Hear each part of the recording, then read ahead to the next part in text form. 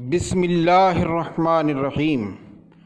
قربانی کے تعلق سے چند مسائل سماعت فرمائیں۔ قربانی کے جانور مخصوص ہیں، ہم اپنے پاس سے کوئی اضافہ نہیں کر سکتے۔ مثلا اونٹ، اونٹنی، بھینس، بھینسا وغیرہ، بکرا، بکری، بھیڑ، دمبا، دمبی، یہ سب قربانی کے جانور ہیں۔ ہاں، جو ان کی نسل سے ہوں یا ان کی نوع سے ہوں۔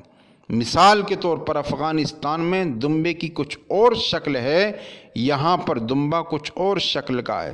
شکلیں بدل جانے سے کچھ فرق نہیں پڑتا، لیکن یہ جو مخصوص جانور ہیں یہی قربانی کے جانور ہوتے ہیں، اور ان میں عمروں کا تھوڑا سا فرق ہوتا ہے۔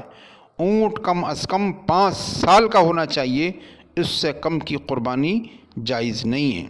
بھینس، بھینسا وغیرہ کم از کم 2 سال کے ہونے چاہیے۔ بکرا، بکری، دمبا، دمبی کم از کم 1 سال کا ہونا چاہیے۔ یہ ان کی عمریں ہیں۔ اس بات کا خاص لحاظ رکھنا چاہیے، اس سے کم عمر کے جانور اگر ذبح کیے تو قربانی نہیں ہوگی۔ ہاں، دمبا، دمبی کے بارے میں چونکہ نبی اکرم صلی اللہ تعالیٰ علیہ وسلم کے پاس ایک صحابی آئے اور انہوں نے عرض کی، یا رسول اللہ صلی اللہ تعالیٰ علیہ وسلم، میرے پاس ایک 6 مہینے کا دمبا ہے، لیکن دور سے دیکھنے میں سال بھر کا معلوم ہوتا ہے، کیا میں اس کی قربانی کر سکتا ہوں؟ تو نبی اکرم صلی اللہ تعالیٰ علیہ وسلم نے خلاف قیاس اس کی قربانی کی اجازت مرحمت فرمائی۔ تو یہ حکم پھر عام رہا، فقہائے کرام نے دوسرے لوگوں کے لیے بھی اس کو جائز رکھا۔ لہذا دمبا، دمبی میں تو یہ ہو سکتا ہے کہ 6 ماہ کا ہو، لیکن دور سے دیکھنے میں سال بھر کا لگے تو اس کی قربانی کر سکتے ہیں۔ لیکن اس پر قیاس کر کے ہم بکرا، بکری کے بارے میں نہیں کہہ سکتے کہ بکرا اگر 6 ماہ کا ہے، دیکھنے میں سال بھر کا لگے تو اس کی قربانی بھی جائز ہو، دمبے پر اس کو قیاس نہیں کر سکتے۔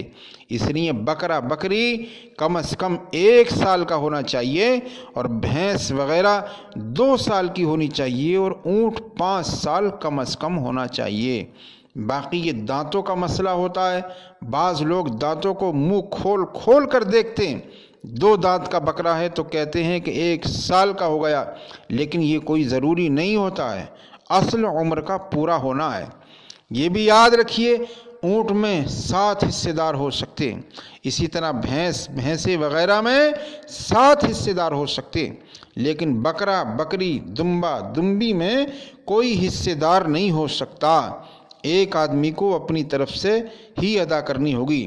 لہٰذا اگر بالفرض ایسا کسی نے کیا کہ ایک آدمی ہے غریب، اس نے کہا یار میرے پاس 15,000 ہے، دوسرے نے کہا میرے پاس 12,000 ہے، چلو دونوں بھائی ملا کر ایک بکرا لے آتے ہیں اور ہم دونوں اپنی طرف سے کر لیں گے، آدھا تم لے لینا، آدھا ہم۔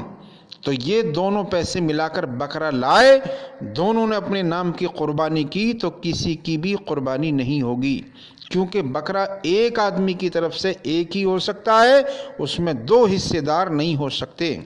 اس مسئلے سے وہ بھائی بہن بھی ذرا درس حاصل کریں کہ بعض اوقات گھر میں ایک بکرا آتا ہے اور وہ نیت یہ کرتے ہیں کہ ہم سب کی طرف سے ایک بکرا ہے تو کسی کی طرف سے بھی قربانی نہیں ہوتی۔ یہ یاد رکھیں۔ ایک مسئلہ یہ ہے کہ جس پر قربانی واجب ہے، جیسے جس میں شرائط پائے جائیں، اسے قربانی ضرور کرنی ہوگی۔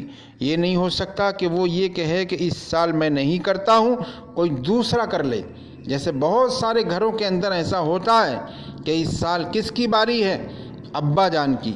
ابا جان آتے ہیں تو کہتے ہیں پچھلے سال تو میں نے کی تھی، اس سال بیوی کی طرف سے کر دیتا ہوں، ان کی ہو گئی، اس سے اگلے سال بیٹی کی، اس سے اگلے سال بیٹی کی، لیکن بالفرض ہر سال والد صاحب ہی مالک نصاب ہوتے ہیں اور کوئی بھی نہیں ہوتا، تو یاد رکھیں پہلے سال تو والد صاحب نے کی، واجب ادا ہو گیا، دوسرے سال بیوی کی طرف سے کی، ان پر واجب بالفرض نہیں تھی تو ان کی طرف سے نفلی ہوئی، اور واجب چونکہ والد صاحب پر تھی انہوں نے نہیں کی تو یہ گناہگار ہوں گے۔ تیسرے سال پھر اگر واجب والی سانپ پر تھی لیکن بیٹے کی طرف سے کی وہ نفل ہوئی، واجب ابھی تک باقی رہا، یہ گناہگار ہوں گے۔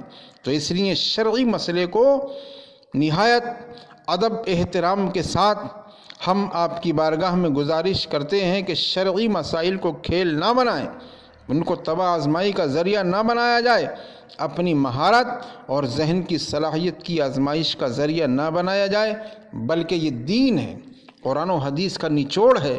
علماء سے رجوع کریں، مفتیان کرام سے بات کریں اور پھر ان پر عمل کرنے کی کوشش کریں، ورنہ قدم قدم پر گناہگار ہوتا ہے انسان، اسے پتہ بھی نہیں چلتا ہے، اور وہ سمجھ رہا ہوتا ہے کہ میرے درجات اللہ کی بارگاہ میں بلند ہو رہے ہیں، حالانکہ وہ اللہ کی بارگاہ سے رد کیا جا رہا ہوتا ہے۔